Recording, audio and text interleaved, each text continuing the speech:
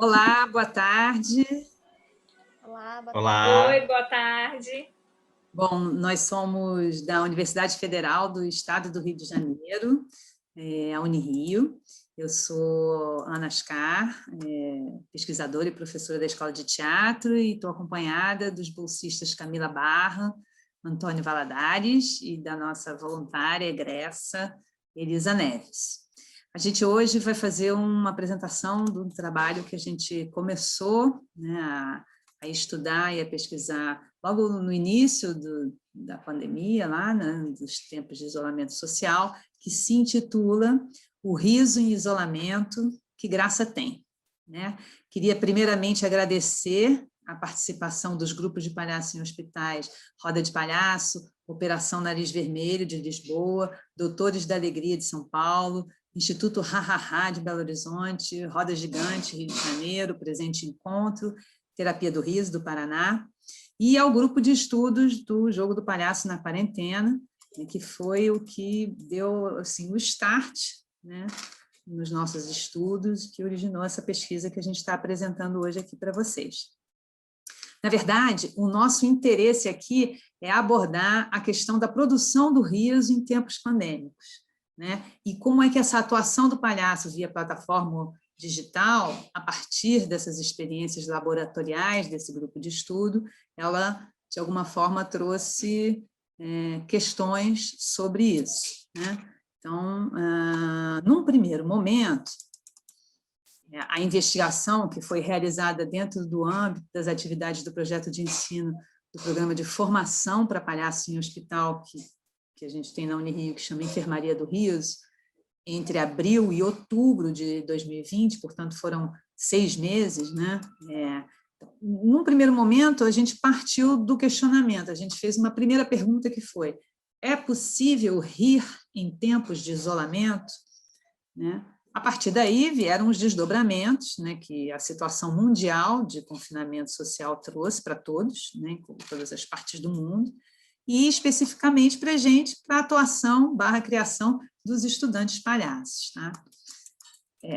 Então, o que a gente percebeu naquele momento? Né? Que seria importante retomar um estudo mesmo dos mecanismos, dos dispositivos, lá, originalmente, né, da onde que a gente partia, né, da onde que a gente partiu para estudar a comicidade, que, por exemplo, tem na discussão que o Demarines coloca a respeito do ator popular cômico. Né? Tudo na tentativa da gente compreender que desafios se colocavam para o jogo da máscara do palhaço, apartada do contato presencial e direto com o seu interlocutor. Né? Então, a gente parte desses mecanismos, desse estudo, né, sobre o exagero, a repetição, o contraste, a surpresa, a relação direta com o espectador, e vamos nos debruçar sobre que modos de interação e criação dramatúrgica a gente poderia explorar nesse novo e temporário, quer dizer, não sabemos, né, se temporário, mas formato remoto de atuação. A partir daí foram produzidos trabalhos digitais que exploraram as nossas dúvidas e que acabaram gerando outras perguntas, né, que trazem uma questão que nos pareceu central. Né? Por exemplo, que implicações sofre o riso nesse tráfego da atividade, que é essencialmente presencial para a produção de uma...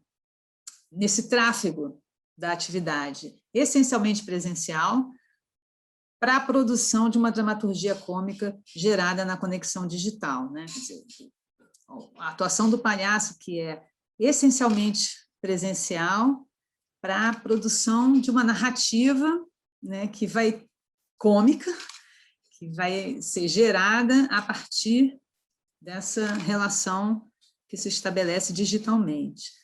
Então, a gente foi estudar o que estavam fazendo os palhaços de hospital, né? Pois se a crise sanitária fechou teatros, fechou circos, esvaziou praça, calçada, no caso específico desse grupo, o nosso, interditou as nossas visitas hospitalares. Né? Então, como que a gente podia seguir na relação com os pacientes infantis internados, mediados pelas plataformas digitais, onde espaço e tempo pareciam estar separados, justamente o reverso de um dos princípios essenciais da interlocução presencial, aqui e agora. A partir desse entendimento de que o trabalho passaria a ser remoto, os grupos tiveram que se adaptar, né, e entender que teriam que enfrentar alguns desafios de adaptação e absorção dessa nova linguagem, né? Muitos palhaços e palhaços, por exemplo, era a primeira vez que eles estavam entrando em contato com a produção de vídeos, né, e com essas noções de iluminação e enquadramento. Então, um trabalho que anteriormente a essência dele era a atuação dos palhaços nos hospitais, agora se desdobra num trabalho de multifunções em que um mesmo artista tem que se desdobrar, né, para dar conta delas. Além disso, vem também esse tempo fechado do vídeo, né, essa minutagem pré-determinada, por exemplo, de 3 minutos, em que foi muito importante para os grupos pensarem qual que é a essência da comunicação que se quer estabelecer ali, né? Junto com essas limitações, também se descobriram muitas possibilidades. A gente escutou vários relatos de palhaços que, por exemplo, a partir da gravação do vídeo, era possível uma nova percepção de si em jogo, né? Você pode agora perceber como você se movimenta, a sua relação com o olhar no espaço, como que o estado de emoção se desenha no corpo. Então, a partir dessa possibilidade nova de percepção, existe também a possibilidade dos ajustes, né? Das equalizações possíveis. A gente entendeu que essa nova relação do vídeo trouxe uma percepção ampliada dessa exposição nova, né, que, de certa forma, criou uma nova relação também do palhaço com essa escrita dramatúrgica de comicidade. Uma coisa muito importante também é que a gente entendeu que os palhaços eles podiam trabalhar diversos recursos de produção de riso, né, desde da forma como eles atuam, da limpeza do movimento, até a maneira como o vídeo era editado. Então, agora, a edição pode entrar como co-criadora da dinâmica de comicidade. Já nos atendimentos online, a dinâmica é um pouco diferente. Há uma sensação geral de maior gasto de energia, né? Parece que nesse exercício do atravessar a tela, precisa de um esforço maior, né? de um empenho maior para que a coisa se comunique. E percebemos também que, a partir do relato dos grupos, a dimensão do olhar ganhou uma proporção gigantesca na formação desse diálogo, ainda que seja um olhar estratégico. Por quê? Porque para que a criança receba o olhar para si, o palhaço precisa olhar, que não estou fazendo agora, para a câmera, e não para a imagem da criança que está projetada aqui embaixo na tela. Junto com as possibilidades, também tem algumas balizas dos atendimentos online, né? As crianças estão normalmente portando máscara, tem esse desgaste da relação com os aparelhos eletrônicos e, principalmente, a falha com a conexão com a internet, né? Não tem jeito, estamos todos submetidos a isso. Mas algumas limitações que existiam na visitação presencial, como, por exemplo, você tem um número reduzido de objetos possíveis que cabem dentro do bolso do figurino, né? Agora, você tem a possibilidade de um arsenal quase que infinito, assim, de recursos que estão disponíveis. Então, por exemplo, a casa do palhaço ou da palhaça, ela se torna um mecanismo de improvisação e de jogo. A mesa de apoio, ela vira um novo bolso do jaleco, né? Onde você pode ter objetos, bugigangas, figurinos, enfim, instrumentos ali disponíveis para uso do jogo. Uma outra coisa que a gente percebeu, né, com essa forma expandida foi a questão da experimentação de novas linguagens dentro dessa plataforma virtual. Então, através de um filtro que o palhaço ou a palhaça pode colocar, ou um fundo diferente, enfim, ela pode se transformar em desenho animado, pode se transfigurar em animais, se teletransportar para outros universos e geografias possíveis, né? Essas possibilidades, elas abrem e descobrem uma nova relação com o exercício da virtualidade. E aí, dentre as estratégias encontradas pelos grupos, a produção de vídeos protagonizou esse modo de conexão no primeiro momento do isolamento social. Talvez pela familiaridade que nós temos, né, com a comunicação nas plataformas digitais, mas o fato é que não demorou e todo mundo aderiu a esse formato. Os vídeos, sempre com o apoio dos profissionais que estão dentro dos hospitais, eram compartilhados, né? Logo, os grupos começaram a se articular para criar suas listas de transmissões, as QR Codes, para tornar possível o acesso a esses vídeos que estavam disponíveis nos seus canais de YouTube. Mas o fato é que essa configuração é muito distante do trabalho realizado no hospital, né? Que é pautado na relação, na troca, no improviso com cada paciente. E foi na investigação por um modelo que se aproximasse mais dessa essência do trabalho no hospital que os grupos chegaram no que eles nominam atualmente de teleatendimento. Nesse caso, o palhaço se comunica ao vivo com a criança e a relação pode se estabelecer de uma maneira direta. Mas, ainda que tenhamos os tablets, a internet, o palhaço, tudo isso não vai poder ser aproveitado se não tiver do outro lado da tela uma pessoa que se disponibilize a fazer esse intermédio, né? É como se a pessoa que conduz a tela no hospital fosse as pernas do palhaço. E aí ela vai interferir no jogo de maneira direta ou indiretamente com cada criança.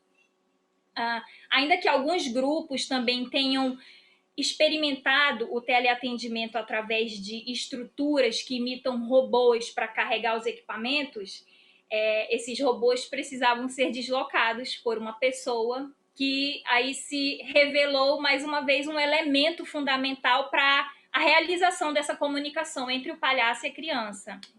E aí, dessa forma, para alguns grupos, se tornou possível a visita aos leitos e até mesmo a marcação de uma consulta com o doutor palhaço de plantão. É um fato que a internet, a estabilidade da conexão é um dos principais desafios para esse modo de atuação, mas os grupos vão descobrindo gradativamente as suas estratégias mais adequadas para realizar essa ação remotamente e contornar os problemas que aparecerem. E dentre as maneiras encontradas para estar dentro do hospital, temos também a distribuição de materiais como marca-páginas, CDs com músicas autorais, livros com relatos de hospital, para as crianças lerem, colorirem, e até cartões postais endereçados a quem aguarda lá dentro, seja por um procedimento ou por uma notícia. E a partir de todas as nossas conversas, nós nos perguntamos qual o diálogo que pode existir entre os atendimentos presenciais, né, da pré-pandemia, e os teleatendimentos que têm acontecido. A gente percebeu como se instaurou em cada um dos grupos uma dúvida. É possível que a qualidade de comunicação que o jogo do palhaço proporciona, se mantenha nos teleatendimentos, que é um momento em que as relações são intermediadas por uma tela fria, eletrônica? A prática trouxe a resposta para os palhaços de hospital, que nos contaram em unanimidade que, apesar dos desafios, das necessidades de adaptações, sim, é possível criar elos entre eles, os palhaços e os pacientes. Então, ouvimos muitos relatos que nos mostraram como que esse jogo do palhaço, esse jogo que acontece na relação, esse jogo de improviso, ele é possível no teleatendimento. E nesse momento do virtual se cria, então, uma nova presença, uma presença virtual. É como se o encontro acontecesse num espaço inventado, um espaço criado coletivamente entre os palhaços, os pacientes e o enfermeiro, o terapeuta, ou quem quer que esteja carregando aquele tablet. Enfim, e ampliando a nossa visão, nosso olhar para uma perspectiva de futuro, a gente percebe como esse momento da pandemia, ele naturalizou os acontecimentos online. E que a partir disso foi possível se criar o teleatendimento e, mais do que isso, foi possível que esse teleatendimento fosse algo que ampliasse a potência de atuação dos palhaços no hospital. É por isso que nós ouvimos muitos relatos de grupos, de organizações que entrevistamos que pretendem manter esses teleatendimentos mesmo no retorno dos atendimentos presenciais, como uma possibilidade, por exemplo, de chegar a hospitais mais afastados, em que se tenha mais dificuldade de chegar com o presencial. Então, inúmeras mudanças aconteceram na atuação dos palhaços no hospital. Mas há essa sensação de que o palhaço, quando ele atua, ele traz consigo essa urgência da insubstituível e resiliente conexão humana.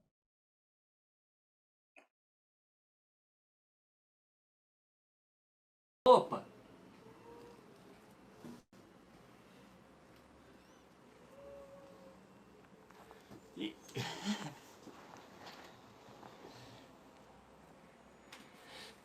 Tchau, tchau!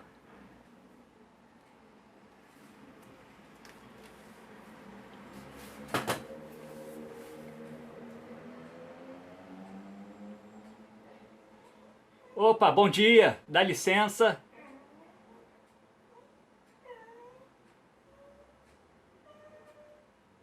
Oi, Arthur! Oi, Arthur!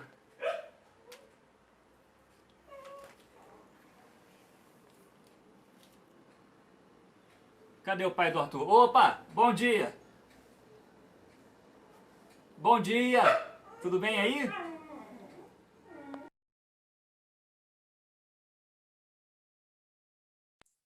É isso, então, gente. Muito obrigada. A gente espera, então, encontrar vocês para conversar, né?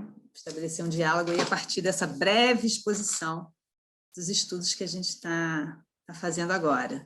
Tchau, obrigada. Tchau, Tchau. obrigada. Vamos lá. Mais uma vez. Mostra de habilidades específicas. Ó, o pano aqui. Não tem nada nessa mão, certo? Nada aqui, ó. Nada aqui embaixo. Não tô escondendo nada de vocês. Jogando limpo. Agora, ó, vou colocar aqui na frente de vocês o tecido, ó. O tempo todo aqui. O tempo todo. Aqui, ó. Não tem como sair da câmera. Sumiu, meu amor. Foi bom. Agora eu vou bater tua palma aqui. Agora eu bato palma. Gostei, Antônio. Palhaçada, não faço ideia. Palhaço tradicional, isso aí do período pré-pandêmico, isso aí. Tudo pré-pandêmico, palhaço tradicional do período pré-pandêmico.